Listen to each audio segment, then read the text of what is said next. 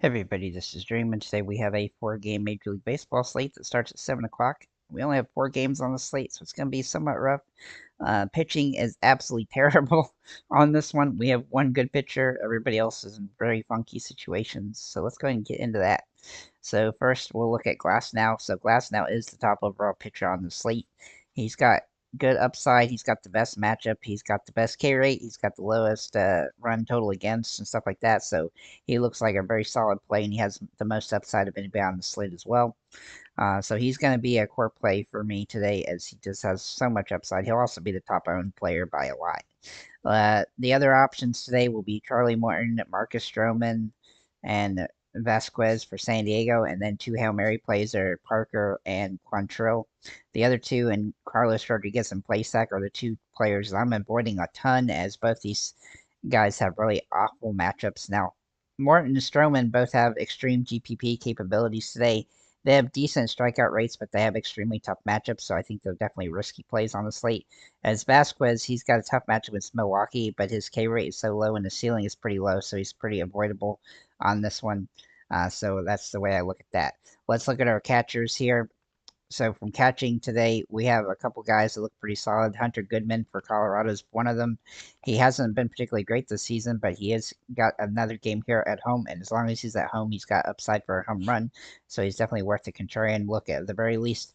Will Smith is the top overall play for the Dodgers, as he has fantastic upside and home run potential here. They're back in the Dodger Stadium now, so and he hadn't played at last game, so it looks like he'll be back today and he'll have home run potential. And then Keibert Ruiz is a contrarian play for Washington, who has some upside being in Colorado, but he has not. He definitely carries a little bit of risk here, but he's definitely got upside in this matchup. Then we're going to look at the top owned plays: Austin Wells for the Yankees and Will Smith for the Dodgers, and the low owned upside plays will be William Contreras, Travis d'Arnaud, and Logan O'Hoppe. So do keep those in mind. Hang on one second. I'm sorry. Okay, so first base here, we're going to look at Ohtani as the top overall play at this position. He obviously has big time upside here for the Dodgers most days, and he's been absolutely phenomenal lately. He is very expensive, but he does have a lot of upside today. Freddie Freeman also looks pretty good today, as he does have good upside and is a contrarian play off of Ohtani. And then Matt Olson also looks pretty decent today for Atlanta.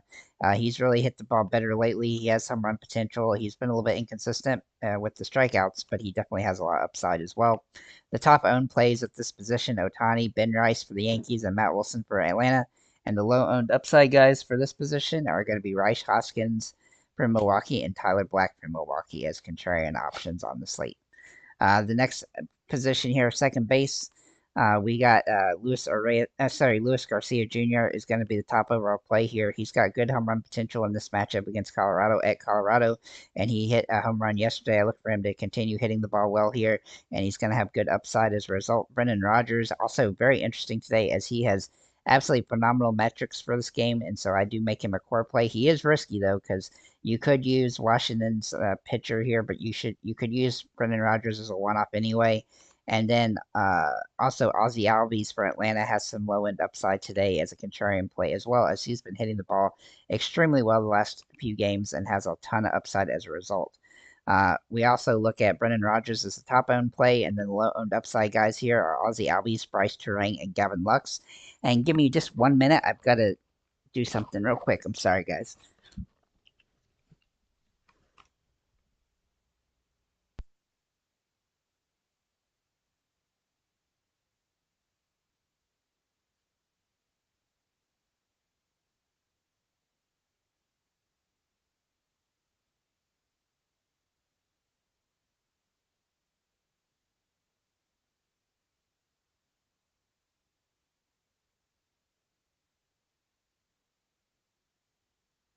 Sorry about that, guys. Okay, so we've got Sierra third base. Austin Riley looks pretty solid today for Atlanta. He does have good metrics here. He has started to hit the ball better the last few games, and he has some upside as a result in a plus matchup. I think Atlanta is a decent team to stack today, even though they have been inconsistent today. Manny Machado also falls into place here as a good play. He's the same play as Riley, so he's a good contrarian option there. The top overall play, though, will be Oswaldo Cabrera for the Yankees. He's cheap, and I think people are going to pay down at this position today. And that will give him some potential as well. But for low-owned upside guys, Austin Riley and Joey Ortiz from Milwaukee are going to have the top upside options from that perspective as contrarian plays. Looking at shortstop, C.J. Abrams does jump off the page at the top of our play. He had an absolutely monster game yesterday in Colorado. I look for him to do that again. He's got absolutely fantastic upside. He was very close to being a core play just because of his play lately, but we do have his price is just so high. I really wanted to make him a core play like this, but it's somewhat hard because it makes it almost impossible to roster anybody else to have both Thomas and Abrams in here. But you could definitely find a way to do it. But other options at this position, top owned plays, C.J. Abrams, Anthony Volpe, Willie Adames, and then a low owned upside guy who's cheap is Orlando Arcia for Atlanta, as he does draw some good potential here. So looking at outfielders, Ohtani obviously tops up the top of this. Juan Soto looks really good today as well with some home run potential, although he has struggled lately, and he does need a home run to pay off. And Aaron Judge has been phenomenal this in the last few months, and now that he's back from his injury, he looks really solid today with home run upside as well. Some other options, Lane Thomas also looks really solid today, who is a core play for me at his price point. He had a phenomenal game yesterday as well, and he has nice metrics. He's been hitting the ball extremely well lately. He didn't even hit a home run yesterday. He scored 28 fantasy points. I look for him to continue that trend. Christian Yelich also looks like a solid option today, as he's a bit pricey today, but he is a contrarian option at this price point. And then some value options here. Eddie Rosario for Washington has some potential today. He does have home run metrics, but he's a boomer bust play on the slate. I also think Jesse Winker is in play for Washington, as he has hit the ball pretty well lately. He's got some good scoring games, and he draws a good metrics for this game. Sean Bouchard is a good one-off for Colorado as well, as he has some potential in this game, and he's getting some good fantasy point games, even if he's not hitting home runs. So I think he's a solid option today. Some top ownership plays for this position: Jared Kalenic, Andy Pages, Sal Frelick, Jesse Winker, Juan Soto, David Peralta, Alex Verdugo, Lane Thomas, and Ohtani. The low-owned upside plays at this position: Adam Duvall, Forrest Wall, Jason Hayward, Blaine Perkins, Toscar Hernandez, Aaron Judge, Christian Yelich, and Giancarlo Stanton. So the top sub $3,000 play is Brendan Rodgers today, so he's definitely somebody I'm going to try to roster some today. Let's look at our stacks here, and then I'll get to your questions there, Don. So we have a Dodgers stack as the top over one. It's very expensive, but it's definitely a way to go today, so it's got some potential. For Washington and Colorado, both these two stacks, this is a game against each other. I think both these teams have a lot of potential. It could be a high-scoring game again, as I do think Washington has the best upside, but there's a couple, 4 or 5 guys on Colorado that look really good, and so I think it's very viable to actually stack up that game in general. And then for the Yankees and San Diego, Milwaukee, and Atlanta, all these teams look solid today from a batting perspective, so I think that they have some really good stacks. Some of them actually have some cheap options in them, especially the Yankees and Atlanta. They have some cheap plays in them that can help leverage the costs there. And then the Angels, they got the toughest matchup in the nightmare situation, but you could use them as a contrarian play to try to do well today. So let's look at the questions here. Hello, can you help me with main slate? It doesn't start till, yeah, this is what I'm talking about. Winker, screw me. Yeah, he does that. I mean, he's a hit or miss type of batter sometimes. We'll look at him real quick. He can be hit or miss. Washington's definitely a team to stack up, but he can definitely be a bigger or bust play most nights because he's not the best hitter at times, and he doesn't have as much home run upside as some of the other guys on his team. I will be making a lot of lineups with 3 or 4 guys from Washington. If we look at them, they just have a lot of potential today in this matchup against the Colorado Rockies. Now, I will say Quantrill is not the worst pitcher that Colorado has. And so he does give them some potential. I think he's a Hail Mary play as a pitcher because his K rate is pretty low here, but this game gives him some upside. But he has had some decent games. If we look at the pitching here for Quantrill, He's not the best, he's definitely not their worst pitcher, and he's actually been okay at home, even averaging 12 fantasy points a game. He does give up some home runs at home, though. He's only had 6 games, and he's had 5 home runs. So I do expect Washington to hit 1 or 2 home runs in this game. But he's definitely one of the better pitchers for Colorado, and so he doesn't have as low a floor as some of the other guys on their team, and he could limit the downside here. But if we look at his games here, he had a good game against Philly at home.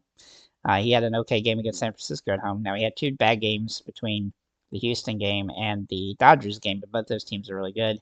I mean, Philly and San Francisco are not terrible either, so he's had some success at home, even against Seattle and Arizona. So I don't think that he's the worst option. And Washington is definitely tough. Like, I'm probably going to prioritize Abrams and Thomas as my top plays from Washington today, simply because they have the most upside there. But um,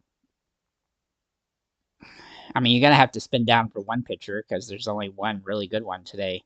Um, and so it's going to be tough. Yeah, the Yankees and Atlanta both have a lot of risk involved because the bats look really solid there. But if we look at uh, you know, uh, just looking at the expected strikeouts and stuff like that, like Glasnow is as far ahead, way better than everybody else. And Stroman and Morton are the best second top 2 pitchers, but they have the toughest matchups by a lot. Whereas guys like Parker and Vasquez and Quantrill have, kind of, they got tough situations and they're not the best pitchers, but they have a little bit of upside today. So, yeah. Yeah, I mean, that happens in Colorado because Colorado is a place where you can really give up. You can really be doing good and then just give up a couple of home runs and everything falls apart because Colorado's just that way. And so I think this slate, trying to figure out the pitching is going to be tough because you have one pitcher that looks really good, and a bunch of guys that are kind of hit or miss and tough matchups and stuff. So having a game in Colorado definitely makes slates more crazy because if that game goes crazy like it did yesterday, then stacking those 2 teams is going to be the way to go.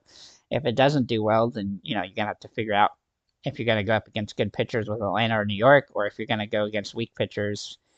I think San Diego and LA Dodgers are the chalkiest teams to stack today because they have the best situations as it comes to who they're going against pitching wise. But if we look at the ownership for pitchers, Glasnow is number 1, Parker for Washington's number 2, and then Martin is 3, and Rodriguez from Milwaukee's 4. But I don't see any reason to use Rodriguez from Milwaukee against San Diego today, as he's really not been good at all so far this season, his first 2 starts. Now, maybe he figures it out here, but San Diego's got some good bats as well. Looking at the other pitchers, I think being that he's going to have 20% ownership in Quantrill, I think that does give him some leverage here against Washington that makes him interesting. But I think Parker is going to be more. You could use, one player from Colorado in your lineup and still use Parker as a pitcher, and he's not overtly expensive, and he has a little bit more upside than anybody else on the slate. So it just depends on how you want to go about it. But uh,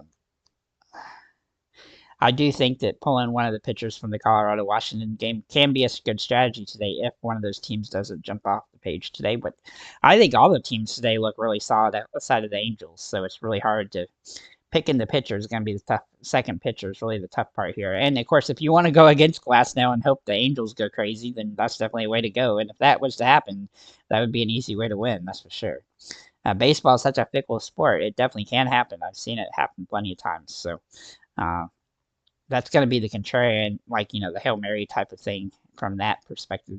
The Angels are beat up, but, Nito and Adele and O'Hope and Ward and Pilar all have hit the ball pretty well lately. So